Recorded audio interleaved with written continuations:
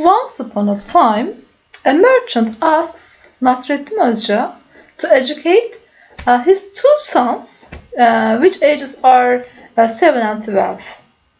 Hoca replies to him, I will take 20 gold coin for older and 10 for younger.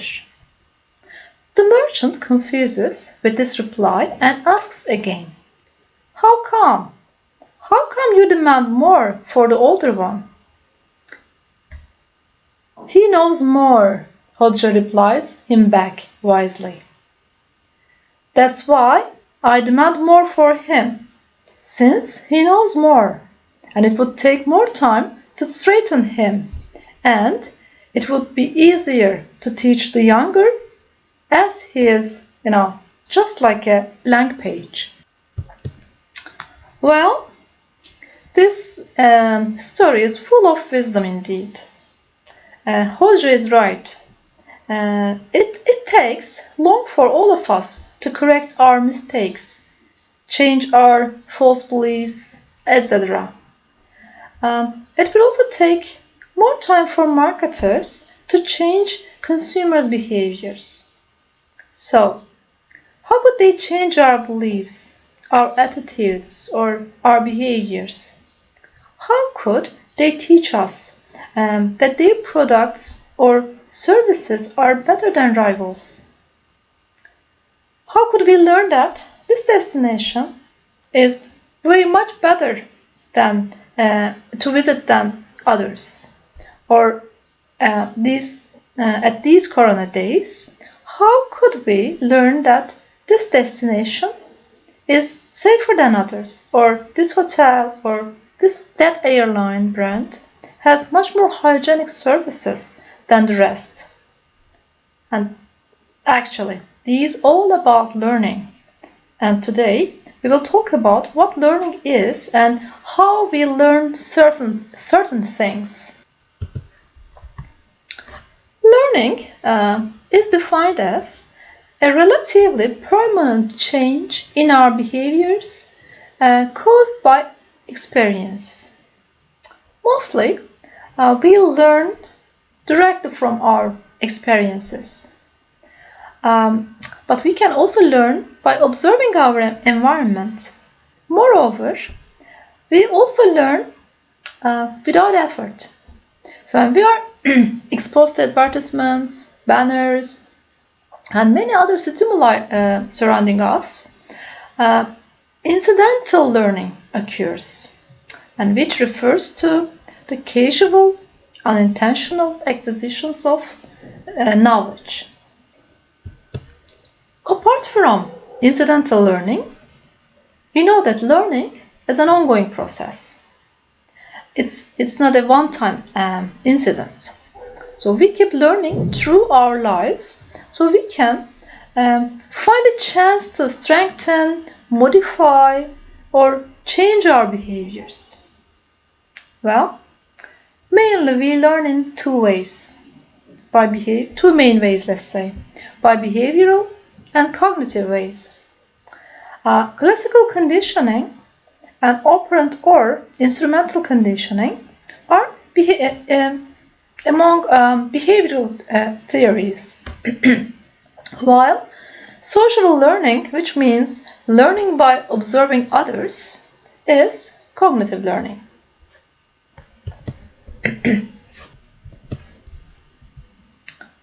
Behavioral theories accept the mind as a black box, and the stimulus which causes learning is always outside of us.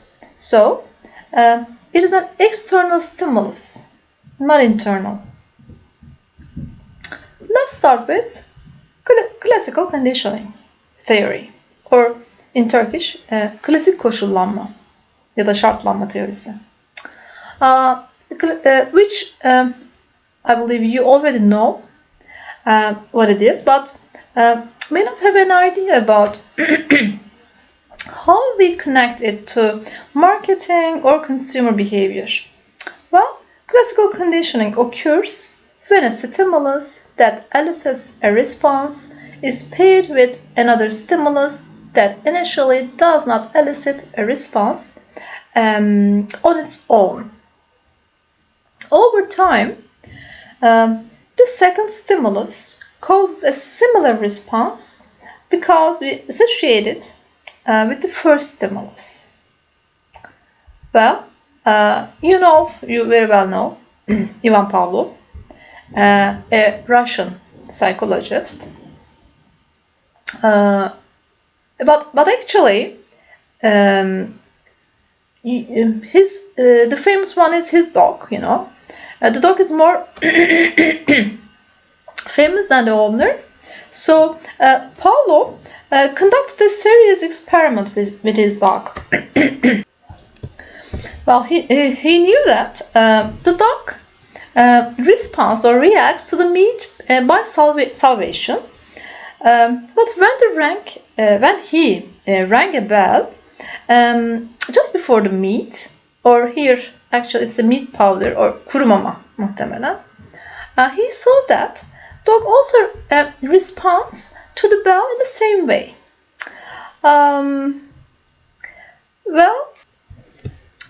Here both meat powder or meat and the bell are stimuli that cause a specific outcome with the dog. Salvation.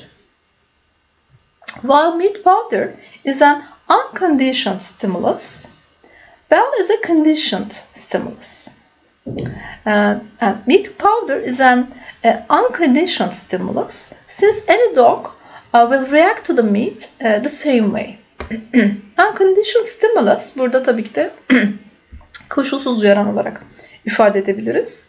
And bell is a conditioned stimulus because the dog learned to associate the bell with the meat powder. So he could, or the dog could, react by salivation. Conditioned stimulus da burada koşullu uyaran ya da uyarıcı olarak ifade edebiliriz. Therefore, a response to a bell will become a conditioned response. Here, salivation. Conditioned response, koşullu tepki.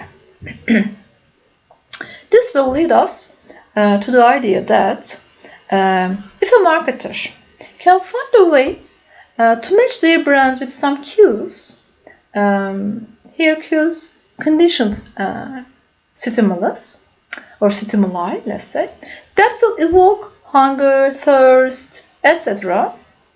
And they are conditioned response, which might be in favor of a given brand. Actually, marketers already use this theory very effectively. We learned, to associate credit cards with spending more, leaving more tips, etc. Actually, recent research found that when people see credit card logos or a sign that would remind us we can pay by our credit cards, we definitely make larger purchases. Okay, there are 3 principles of classical conditioning: repetition, stimulus generalization, and stimulus discrimination. And indeed, there was an important thing with Pavlov's experiments. Actually, the conditioned response could only occur after repetition. Repeated exposures or repetition increase the strength of stimulus response associations and prevent the decay of these associations in memory. Well, studies reported that repetition is much more effective when buyers use multiple media and time intervals, which I mentioned before. Remember the experience curve here. When something interrupts us as we are doing something, like watching TV, or remember favorite shows, etc., we enjoy more. Accordingly, when repeated exposures occur at different times and in different or by different media, learning is more likely to happen. And conditioned response may not take longer if extinction happens. Extinction here refers to the effects of prior conditioning diminish and finally disappear. Well, another integral part of classical conditioning is stimulus generalization. It refers to the tendency of stimuli similar to a conditioned stimuli to evoke similar conditioned responses. Or, in short, it happens when we respond to similar stimuli the same way. While conducting these experiments, these famous experiments, Pavlov noticed that his dog responded not only to the bell, but also to other similar stimuli, such as, keys, anahtar şıkırtısı diyelim, etc. Well, actually it also explains why McDonald's overreacted to C's burgers. Because the brand didn't want their customers to make stimulus generalization. Here there's another term related to this principle is halo effect, which I mentioned before. With a proper definition, it refers to the tendency for an impression created in one area to influence opinion in another area. Or I can say that when we make stimulus generalization, halo effect occurs.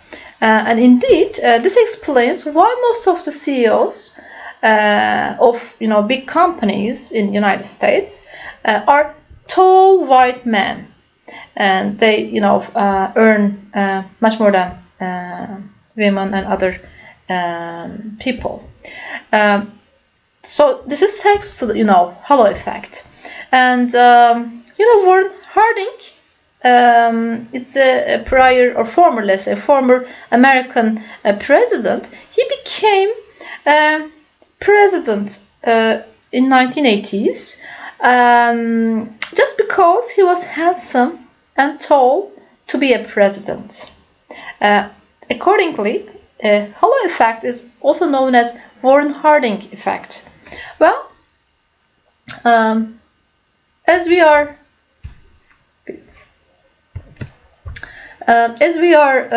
logical or cognitive bias to some extent, and we look for an emotional cues in the environment, we respond more favorably to beautiful women or handsome guys when they are promoting destinations, hotels, airlines, cars, when they are representing the firms in the fairs, international fairs, etc. Well, so what is wrong with halo effect? Due to halo effect, we literally widely expand stimulus generalization and think this like a knife affecting us. It's a good thing if you try Matty C's burgers and don't like it. The fact is, when we try the fake one and enjoy it, we can say here a giant goodbye to brand loyalty and not only to the McDonald's, for example, here the topic, but not only a goodbye to its brand loyalty, but also all its brand investments gone for nothing. Well, therefore, McDonald's and others would want its customers, their customers, to make stimulus generalization. Don't make stimulus generalization, but to make stimulus discrimination. This occurs when people do not respond to similar stimuli in the same way. Well, actually, stimulus generalization is what many hotels or hotel groups, let's say, trust when they are launching new hotel brands under their umbrella or family brands. Marketers use classical conditioning in many ways. A very well-known, which actually a good example, but for me, for non-smokers, a very bad example, but it's Marlboro Man. The association between the cowboy, and the cigarette is too strong. So the brand does not bother to put its name on the ads anymore. Or I also mentioned a study found an association between McDonald's logo and the children's emotional responses to the brand. When they just see those potatoes, those chips in McDonald's boxes, in McDonald's. If brands make too much repetition, this may cause advertising wear out, of which consumers no longer pay attention. Once Jolly Tour, then Trivago. While on the downside, sometimes consumers come together and protest your over promotions. Like some people just organized 10,000 around people organized on Facebook groups to protest Toyota's worn out, let's say, commercials. Then, what should a firm do? I mentioned at the beginning and previous lessons that at different times and by different or in different media, a brand should also refresh its commercials from time to time.